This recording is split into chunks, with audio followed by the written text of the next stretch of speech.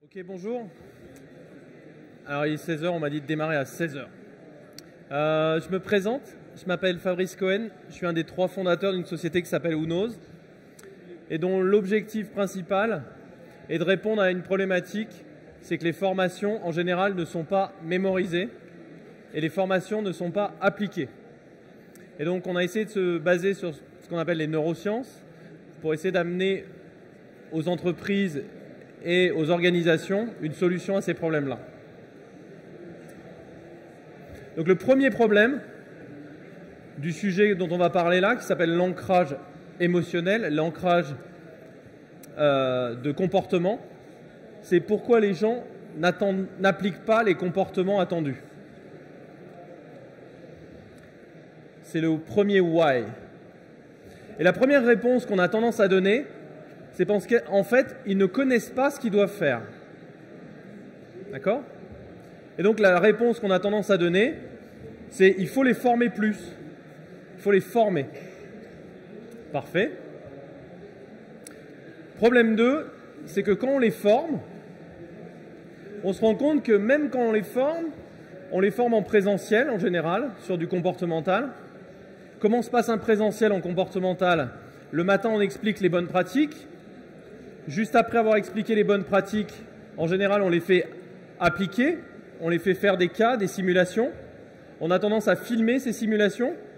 On a tendance à leur montrer les feedbacks en disant « Tu vois ce que tu as fait là, c'était pas bien, etc. » Ensuite, on va déjeuner, on revient l'après-midi, on refait des simulations, c'est un peu mieux. On refilme, on redébrief, c'est un peu mieux. Et puis une dernière simulation en fin de journée, si on a eu le temps, où normalement la personne a à peu près bien fait les choses. Et on continue à avoir comme problème qu'un mois plus tard, on regarde ce qu'ils font au quotidien dans leur travail et ils ne font pas ça. Et ils continuent, malgré le fait de les avoir formés plus, malgré le fait qu'on a montré, on a filmé qu'ils avaient réussi à le faire, on a quand même comme résultat qu'ils ne l'appliquent pas dans la vraie vie. Et la réponse est pourquoi? À nouveau, pourquoi? Et en fait, la raison, c'est parce que les gens oublient. Ils ont appris, mais en fait, ils ont oublié. Ils ont oublié ce qu'on leur a dit. Ce qui m'amène à dire comment on fait mémoriser des formations aux gens. Et ce qu'on a constaté avec notre expérience, c'est que dans les équipes formation, en grande partie, les gens ne savent pas comment la mécanique du cerveau en termes de mémorisation fonctionne. Donc je vais m'arrêter un tout petit moment pour vous faire la version pour les nuls de comment le cerveau mémorise de l'information. Avant de passer à ça, ce que j'aimerais vous donner en amont, c'est l'impact de tout ça. Donc pour ceux qui ont déjà vu des présentations que je fais, je m'arrête toujours sur ces 3 chiffres parce que pour moi, c'est fondamental. Je vais partager 3 chiffres avec vous. 1 000 €, pour ceux qui l'ont déjà entendu, ils le savent déjà, mais est-ce que vous savez ce que c'est à peu près que 1 000 €? 1 000 €, c'est le budget dépensé chaque année sur chaque salarié dans les pays développés. Au niveau mondial, ça représente 300 milliards de $. Donc chaque année, on dépense 300 milliards de $ en formation dans les pays développés. Donc on investit énormément sur la formation des gens. 3e chiffre, 6%. Est-ce que vous avez une idée de ce que c'est que 6%? 6%, c'est le pourcentage des gens qui, lorsqu'on mesure une semaine après s'ils ont acquis l'essentiel de la formation, ont scoré un score supérieur à 75%. Donc grosso modo, on dit on investit beaucoup en formation et en général, ça bénéficie à 6% des gens formés. Donc les 94 autres pourcents auraient pu rester chez eux, ça aurait été plus efficace. Voilà le résultat aujourd'hui de la formation dans la grande majorité des cas. Donc je reviens à mon sujet. Il est indispensable d'à minima comprendre comment fonctionne la mémoire. Donc voilà la mécanique mémorielle pour les nuls. Première étape de la mémorisation, c'est ce qu'on appelle l'encodage. La capacité à recevoir un message. D'accord ? Quand je vous dis « ce soir je rentre à la maison », le mot « maison » est un code qui est un code français. Si je dis « maison » à un japonais, il ne comprend pas. Et si lui me dit « maison » en japonais, je ne comprends pas. C'est un code. Donc c'est cette capacité à recevoir un code et à l'attacher à quelque chose qui fait sens pour nous. Deuxième étape, le stockage. Troisième étape, la récupération. On va rentrer dans la première étape qui est l'encodage. En fait, c'est la capacité à recevoir un message et le mettre à un endroit de son cerveau, ce qu'on appelle une trace mnésique. Et je vais vous montrer que votre rôle, c'est que vous pouvez, en tant que formateur, aider les gens à passer cette première étape ou les pénaliser sur cette première étape. Vous pouvez favoriser ou défavoriser l'encodage. Voilà 25 lettres, vous avez 10 secondes pour les mémoriser.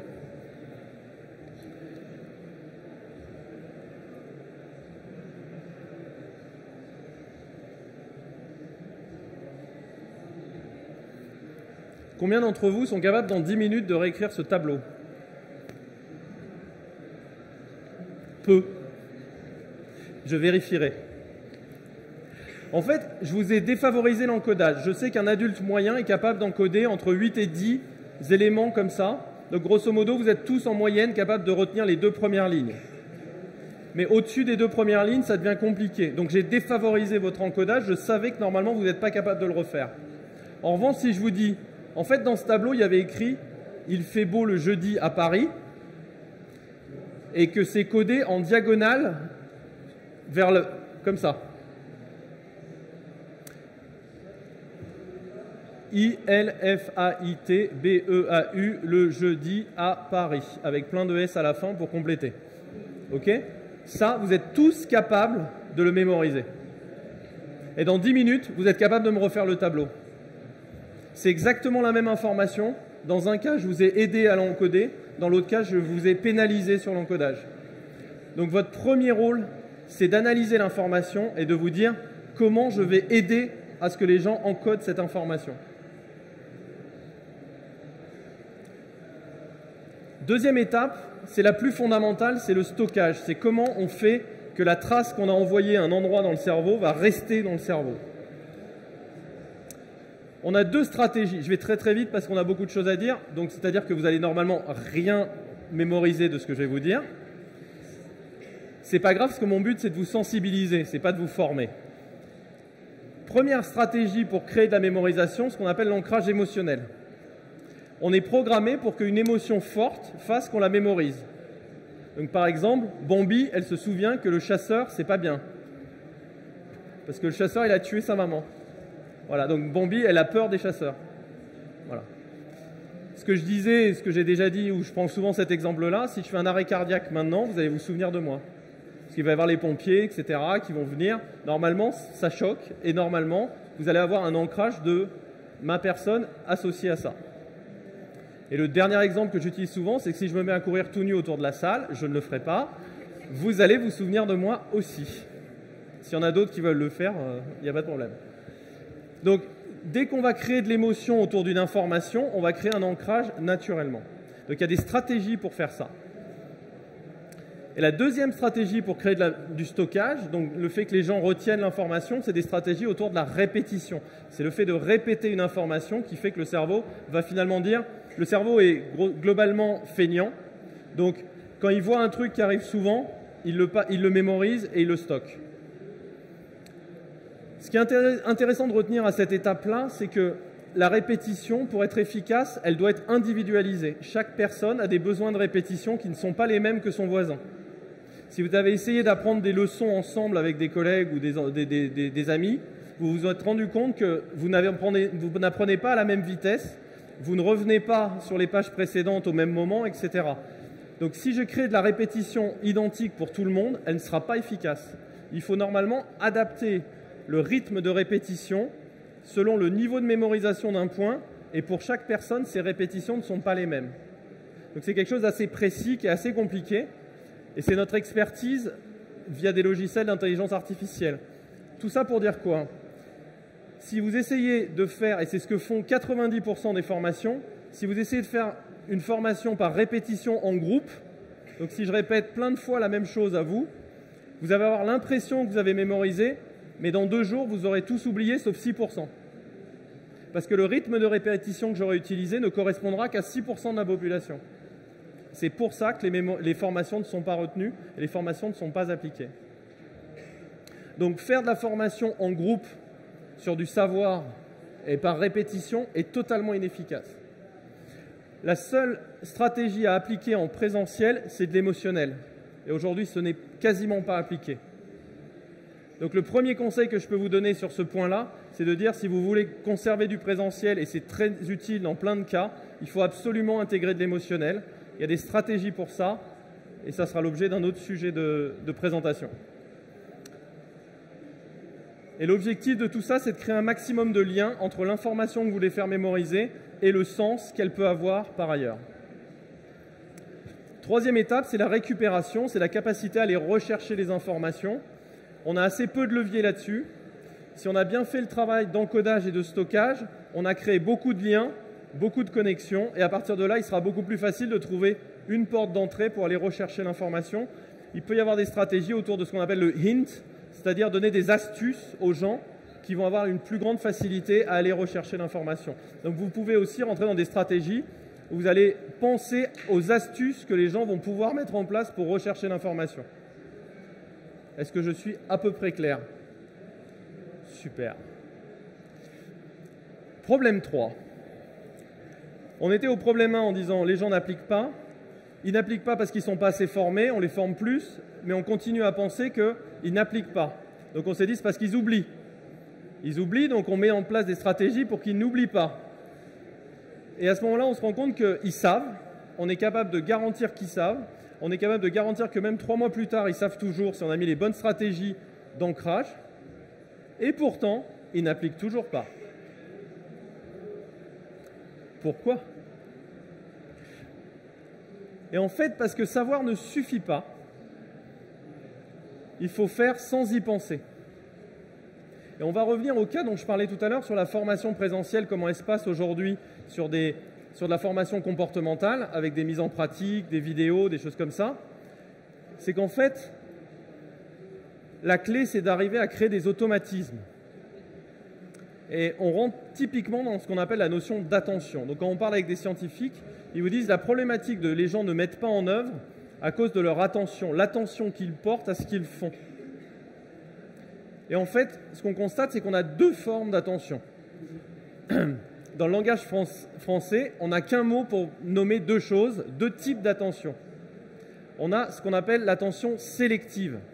L'attention sélective, c'est je fais attention à quelque chose. Je porte mon attention là-dessus. L'attention sélective, c'est je filtre.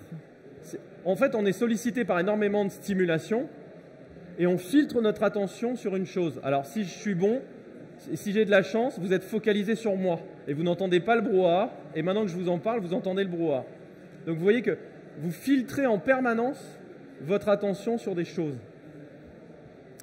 Et en fait, notre capacité d'attention est bien inférieure à ce qu'on le croit. On n'est pas conscient de notre capacité à se focaliser sur des choses et elle est très faible. Je vais vous montrer un exemple, ça va me permettre de récupérer ma voix. Je vous invite à regarder ça. Et en fait, il y a un petit chocolat qu'on va mettre sous une cup et les gens vont s'amuser à déplacer la cup et vous allez essayer de retrouver où était le petit chocolat. Ok? C'est simple jusqu'à là.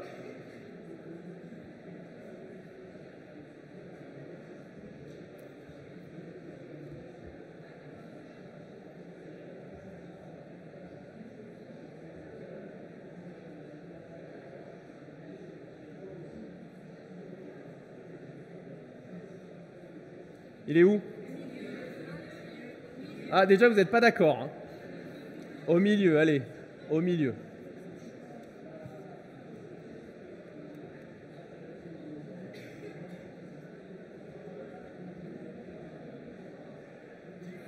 Il était au milieu. Yes! On va complexifier un peu.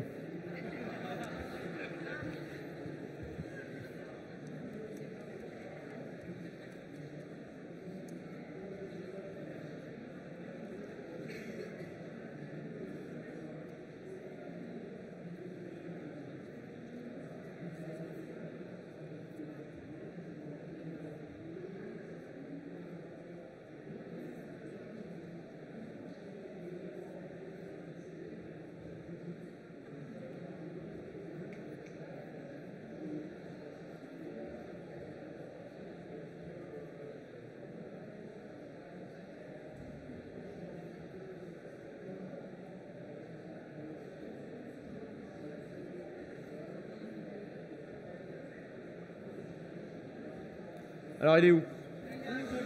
En bas à gauche? Ok. On va vérifier.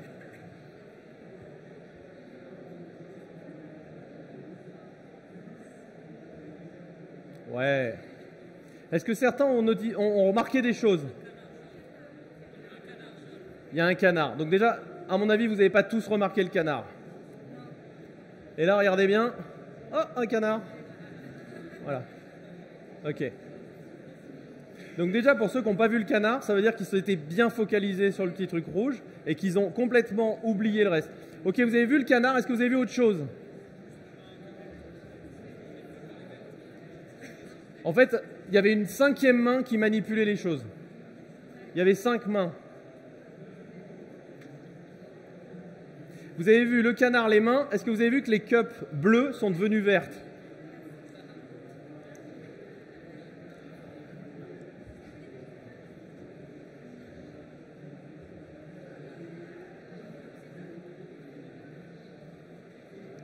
Donc, tout ça pour vous dire une chose, c'est qu'en fait, quand on est focalisé sur quelque chose, on ne voit pas le reste. Quand vous conduisez et que vous utilisez votre téléphone, vous avez l'impression d'être en maîtrise, vous n'êtes pas en maîtrise. Donc l'attention sélective est quelque chose qui consomme énormément d'énergie et vous n'êtes pas capable de soutenir cette énergie longtemps. Or, la formation en présentiel sur du comportemental est focalisée sur de l'attention sélective, que vous êtes capable de tenir pendant votre exercice, mais que vous n'appliquerez pas le jour J parce que vous êtes focalisé sur autre chose. Et vient alors ce qu'on appelle l'attention réflexe. L'attention réflexe, c'est une attention qu'on a en permanence. Quand vous êtes en train de conduire et que la personne de devant freine, même si vous êtes en train de parler au passager, vous allez freiner. Si je vous envoie un ballon, vous allez essayer de le rattraper. Si vous êtes sur le point de tomber, vous allez essayer de vous rattraper. Et pourtant, vous n'étiez pas concentré sur ça.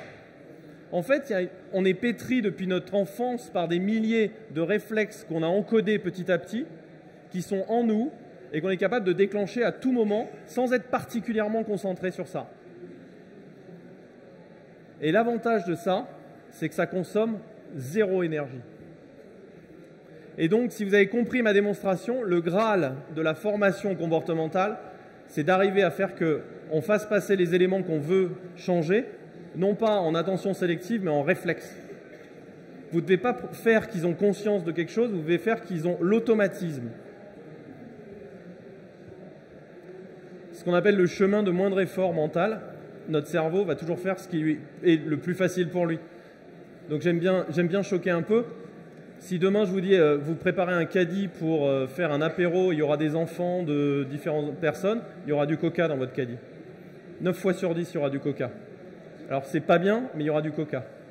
Parce que vous avez été conditionné, un apéro avec des enfants égale du coca et des jus de fruits. Et c'est pour ça que Coca-Cola dépense des millions en publicité pour vous créer ce réflexe.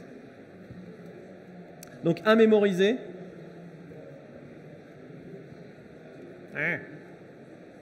Seule la création de réflexes garantit la mise en œuvre des changements comportementaux par les gens. Ce qui vous amène normalement à la question, comment crée-t-on des réflexes? Et on s'est posé exactement la même question. Après avoir travaillé sur la mémorisation, on va avoir eu des clients qui nous ont dit c'est génial, ils ont des taux de mémorisation incroyables, ils s'en souviennent longtemps. Mais sur certaines formations où on a besoin qu'ils appliquent, on a des taux d'application qui ne sont pas fantastiques. Et donc on est retourné voir nos chercheurs en disant vous n'avez pas tout dit. Et donc on a retravaillé là-dessus, ils nous ont expliqué la problématique d'attention et on leur a demandé comment on crée des réflexes. Et donc pour créer des réflexes, il y a 2 grands théoriciens du réflexe. Celui que vous connaissez tous, Pavlov, et celui que vous connaissez moins, Skinner. Et en fait, c'est Skinner qui est intéressant. Alors, pardon pour vous. Lorsqu'on veut créer du réflexe chez les gens, le vrai mot scientifique, c'est créer du conditionnement. Le conditionnement, dans la langue française, c'est très péjoratif. D'accord? Mais j'ai envie de dire, avant de bloquer sur ce mot-là, il faut considérer que l'éducation, c'est du conditionnement. Quand vous éduquez un enfant à dire merci quand on lui donne quelque chose ou à se laver les mains avant d'aller manger, vous le conditionnez. Donc le conditionnement, c'est bien ou pas bien selon ce à quoi vous conditionnez les gens. Donc la théorie autour de laquelle on parle ici, c'est la théorie du conditionnement. Dans cette théorie du conditionnement, il y a deux approches, Pavlov, Skinner. Pavlov, c'est vraiment la théorie du réflexe. Et en fait, ce qui nous intéresse, ce n'est pas le réflexe, c'est le comportement. Donc depuis tout à l'heure, je parle de créer des réflexes. Mais en fait, le vrai vocabulaire, c'est créer des comportements réflexes. Et en fait, exactement des conditionnements de comportement. Je suis toujours compréhensible? Super. Pavlov, pour la petite l'histoire, pourquoi il n'est pas intéressant? Parce qu'il travaille avec des sujets passifs. Le principe de Pavlov, c'est j'ai un chien, je lui amène de la nourriture, il salive. Je lui amène de la nourriture et je sonne une cloche, il salive. Et au bout d'un moment, après l'avoir fait plusieurs fois, je sonne la cloche, il salive. Et pourtant, il n'y a aucune raison qu'il salive. La problématique ici, c'est que le sujet il est passif, donc ça ne change rien pour le chien. D'accord? L'intérêt sur Skinner, c'est que lui, il change sur les comportements. Le sujet est actif. Comment ça se passe? Vous mettez le sujet dans une situation et il peut faire deux choses, A ou B. À chaque fois qu'il va faire A, vous le félicitez, vous le complimentez, etc. et vous lui donnez une récompense. Et à chaque fois qu'il fait B, vous le punissez. Et bien la nature animale fait que, au bout d'un moment, il va faire A. Donc, après le niveau de punition et le niveau de récompense, c'est à vous de juger. Donc, soit vous frappez vos... Voilà, mais ça se fait moyen. Mais l'idée, c'est de dire, je leur donne un feedback positif, je leur donne un feedback négatif, mais il faut le donner tout de suite. Et la deuxième chose, c'est que dans les deux cas, la clé, c'est de répéter la mise en situation suffisamment de fois. Et c'est là aussi où pêchent les formations présentielles là-dessus, c'est que sur chaque règle de comportement que vous allez donner, en fait, dans la journée type que j'ai évoquée, les gens vont le pratiquer 2-3 fois. C'est très insuffisant pour créer du conditionnement. Il faut des mises en situation bien plus régulières. Et je parlais avec des gens spécialisés dans ce domaine, sur tout ce qui est aviation, chirurgien, etc. Si vous saviez le nombre de fois où ils répètent chaque geste, chaque comportement avant qu'ils aient ces automatismes, c'est une formation que n'a pas le formé moyen, le stagiaire moyen d'une entreprise. Donc, si vous voulez créer des comportements, vous êtes obligé de répéter les situations suffisamment de fois et de faire un feedback immédiat de récompense, de renforcement ou de punition. Toujours clair? Et là où pêche la formation, c'est le volume de répétition et le moment des répétitions. Et éventuellement, dans certains cas, de ne pas assez lier immédiatement chaque mise en situation avec un feedback. Donc réponse 4. Comment crée-t-on des réflexes comportementaux, en tout cas des conditionnements comportementaux, par la répétition de mise en situation avec feedback immédiat, si possible positif, même négatif, ça marche. En fait, c'est Thorndike, je l'ai mis le nom tout à l'heure sur le slide. Thorndike a montré que le fait de récompenser positivement était plus efficace que de récompenser négativement. Mais ça reste quand même efficace de récompenser négativement.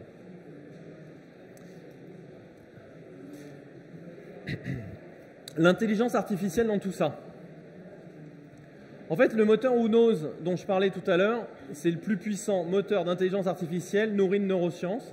Et ce qu'il fait, c'est qu'il arrive, pendant qu'il vous entraîne par effet de répétition, à identifier vos rythmes personnels de mémorisation et donc à identifier à quel moment il doit revenir pour vous sur tel ou tel point. Et donc, on voyait que tout à l'heure que ça soit de la répétition pour créer de la mémorisation.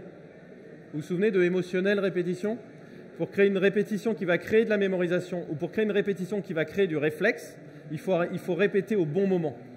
Et ça, c'est la première stratégie stratégique de cette intelligence artificielle. La deuxième chose, c'est qu'il faut que le système sache à tout moment, pour chaque réflexe que vous devez maîtriser ou chaque savoir que vous devez maîtriser, quel est votre degré de mémorisation de ce point dans votre tête. Et par les effets de mise en situation avec feedback, il sait si vous êtes capable de répondre vite et bien à une situation qu'on va vous mettre en face des yeux. Et compte tenu de ces deux choses, comment vous mémorisez et ce que vous savez et ce que vous ne savez pas, il calcule en permanence quel est le meilleur coup à jouer je ne sais pas si vous avez suivi un peu les infos sur les jeux d'échecs, les ordinateurs qui aujourd'hui battent tous les humains aux échecs et maintenant presque au Go. C'est des stratégies exactement comme ça. J'analyse comment la personne qui est en face joue, je connais les règles, je sais la situation du plateau et par rapport à ça, je décide le meilleur coup à jouer pour maximiser ma probabilité de gain de la partie. Et bien là, la partie, c'est vous. La partie, c'est la personne qui acquiert le plus vite possible le maximum de réflexes. Et là, c'est la même chose. Le système a analysé comment vous mémorisez, il a analysé ce que vous savez, et à partir de là, il décide de quelle est la meilleure situation à vous donner pour créer du réflexe. À peu près clair? Ah, il y a moins de têtes qui hochent déjà. Ok.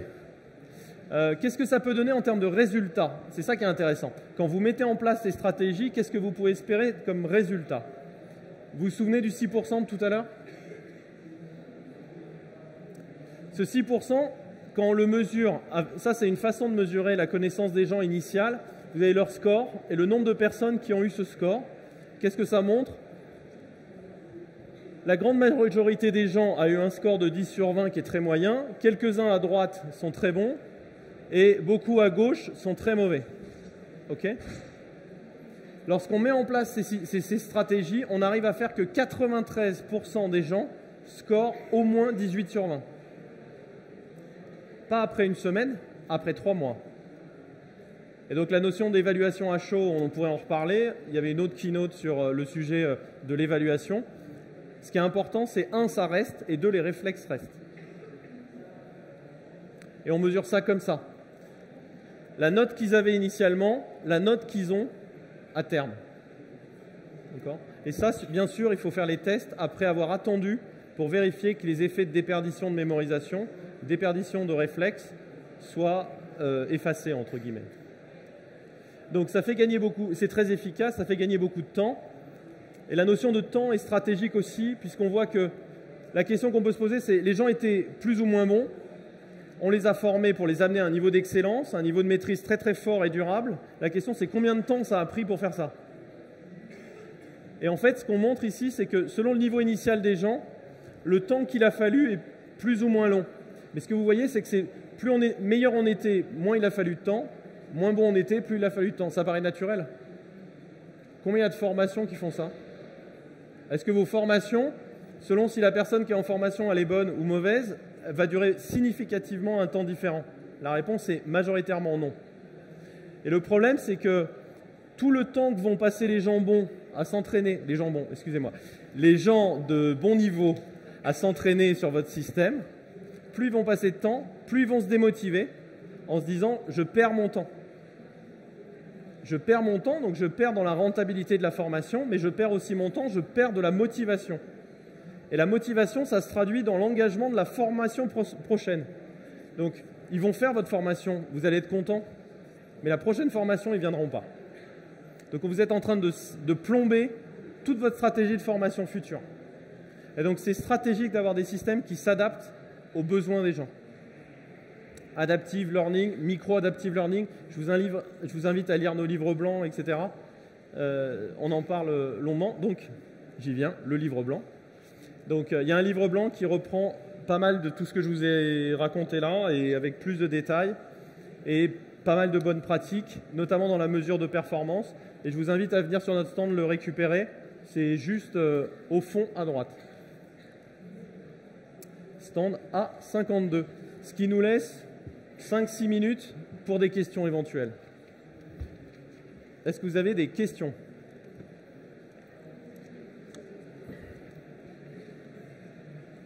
Pas de questions? Si. Ah. Ah. Est-ce que ça vient? Ah, ah. Essayez. Le micro. Hop. Super. Non plus. Oui, si, c'est bon, ça marche. Bonjour. Merci pour votre présentation. Je me posais une question, en fait. Est-ce que, plutôt que la répétition, la vision de soi dans l'action, c'est-à-dire je me projette en train de faire la répétition dans ma tête, est-ce que ça a un impact fort sur la mémorisation? C'est des techniques qu'on utilise en PNL. Ouais. la répétition dans sa propre tête est effective. C'est-à-dire que je me vois en train de faire mon saut périlleux ou je me vois en train de prendre le virage en Formule 1 en état de concentration. Est-ce que ça va... Ça marche très bien. Et en fait, les stratégies qu'on met en place dans nos solutions sur la création de réflexes comportementaux s'appuient très significativement là-dessus, mais en complément. C'est-à-dire, je vais vous donner un exemple. On fait de la formation au service client, l'accueil client chez Flunch. Okay, donc on a des situations où on attend que la personne ouvre la porte, sourit, regarde la personne, etc. Et ce qu'on fait, c'est qu'on fait aussi des situations qui sont correctes. C'est-à-dire, tout est bon. Et en fait, c'est dans ces situations-là, ce qui se passe, et on l'a mesuré, c'est que les gens font une checklist dans leur tête en disant est-ce qu'elle tient la porte, est-ce qu'elle regarde la personne, est-ce qu'elle fait ci, est-ce qu'elle fait ça. Donc en fait, pour être capable de dire la situation est OK, en fait, elles font une checklist et elles repassent en revue tous les points clés qu'on leur a appris juste avant, sur lesquels il y avait des erreurs. Donc on fait des systèmes de feedback immédiat en disant la personne est en erreur là, tu dois détecter l'erreur, etc. jusqu'à ce qu'elle maîtrise ses points. Mais on fait aussi des situations qui sont correctes où elle doit dire tout est bon, justement pour créer ces effets de répétition interne sur toutes les règles en checklist. Donc en fait, bizarrement, les situations qui sont correctes sont plus complexes et plus puissantes que les situations où il y a une erreur.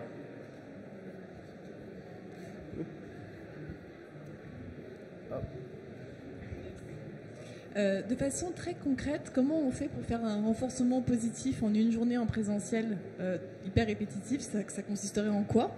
Et en e-learning, comment on peut faire du renforcement positif? Alors, en présentiel, comment faire beaucoup de renforcement positif, etc.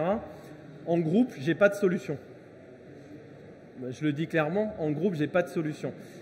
À mon avis, et c'est un peu la piste qu'il y avait tout à l'heure, si on veut faire du renforcement efficace, il faut taper dans l'émotionnel.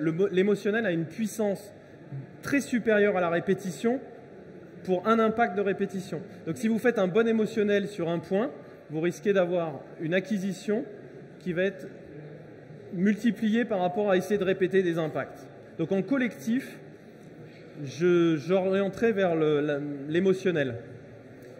Et ensuite, vous parliez de la répétition. Du renforcement positif en e-learning. Du renforcement positif en e-learning. En fait, c'est bravo, ok, bravo, tu progresses, etc. Donc, c'est tous les indicateurs autour de la progression, le fait de gagner des étoiles, gagner des points, de gagner des trucs comme ça, et de dire, ok, tu as bien répondu. Schématiquement, ça, c'est du renforcement positif. C'est lui dire, c'est bon, t'es bon, tu progresses. Voilà. Merci. Et inversement, quand tu te trompes, non, ça c'est pas bon et voilà ce qu'il fallait faire. Ok.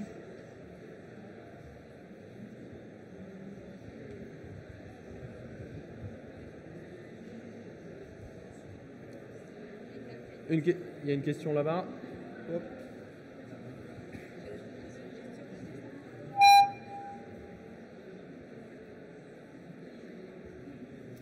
Oui, bonjour. Alors moi, je viens pas du monde de la formation et j'écoute un peu avec une oreille neuve, on va dire. Et j'ai entendu une autre solution, on va dire, concurrente qui disait que pour renforcer l'ancrage, il fallait répéter un peu comme vous, donc, mais après la formation, en lançant ce qu'ils appellent des boosters et en lançant des messages réguliers, des piqûres de rappel en fait. Hein. Okay. Qu'est-ce que vous en pensez, vous? Et finalement, vous êtes sur la répétition, mais pendant la formation, si je comprends bien. Mais encore une fois, je ne suis pas une spécialiste. Ouais. Merci. Ok. Je vais vous montrer par l'exemple ce qu'on pense. À votre avis, de quelle couleur sont les télécommandes de changement de slide chez Unos? Dites-moi une couleur. Hein? Chez Unos, les télécommandes sont noires et grises. Elles sont noires et grises parce qu'on essaye de prendre des trucs gris pour faire appel à la matière grise qui est notre cerveau. Voilà. Je sais qu'en faisant ça, vous allez le mémoriser 2 fois plus que si je vous avais dit, chez Unos, les télécommandes sont noires et grises. C'est prouvé. Donc, notre point de vue est de dire, je peux très bien vous faire découvrir des choses sans que vous sachiez quoi que ce soit au début, par des mises en situation, vous allez vous tromper, renforcement négatif, non, tu ne devais pas faire ça, tu devais faire ça. Je peux vous dire que ça va vous marquer beaucoup plus que si je vous avais dit le truc qu'à chaud, vous allez avoir une mémorisation court terme qui va vous permettre de répondre peut-être bien, mais sur lequel on ne va pas revenir aussi fort qu'en détectant que vous ne savez pas et en faisant le bon parcours. Donc clairement, de notre point de vue, il est meilleur de vous jeter dans le bain directement et que vous appreniez à nager après qu'on vous ait dit voilà comment ça marche.